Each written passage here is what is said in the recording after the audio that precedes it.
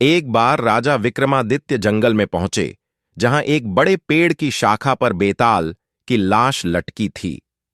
राजा विक्रम ने उसे नीचे उतारा और कंधे पर डालकर आगे जंगल के रास्ते पर आगे बढ़े। रास्ते में बेताल ने राजा से कहा, जन, मैं तुम्हें एक कहानी सुनाऊंगा, लेकिन अंत में मैं तुमसे एक प्रश्न करूंगा। अगर तुम उत्तर जानते हुए चुप रहे तो तुम्हारा सिर 1000 टुकड़ों में फट जाएगा। अगर तुम बोलोगे तो मैं अपने पेड़ पर वापस जाऊंगा। सोच समझकर चुनाव करो राजा। बेताल ने अपनी चालाकी भरी मुस्कान के साथ धीरे धीरे अपनी कहानी शुरू की। बेताल ने कहानी शुरू की। एक गांव में एक किसान था। उस पर संकट आया तो मंत्री राघव ने अपनी जान पर खेलकर उसकी रक्षा की। किसान कृतज्ञ हुआ। बाद में राघव ने किसान से वादा किया कि वह उसकी बेटी से विवाह करेगा।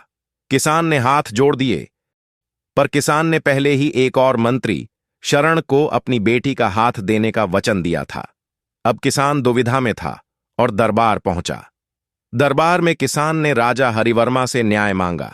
राघव ने कहा, मैंने उसकी जान बचाई, विवाह का अधिकार मेरा है। शरण ने कहा, पहला वचन निभाना ही सबसे बड़ा धर्म है, नहीं तो समाज की नींव हिल जाएगी। राजा ने गहन विचार के बाद निर्णय दिया, पहला वचन निभाना चाहिए, विवाह शरण से होगा, लेकिन राघव की सत्यनिष्ठा का भी सम्मान होना चाहिए। सभी राजा को धन्यवाद करते हैं और राघव को किसान की जान बचाने के लिए स्वर्ण मुद्राएं दी जाती है। जंगल में फिर बेताल राजा से प्रश्न पूछता है। जैसे ही राजा उत्तर देता है, बेताल हवा में उड़ जाता है और उसी पेड़ की शाखा पे फिर से लटक जाता है।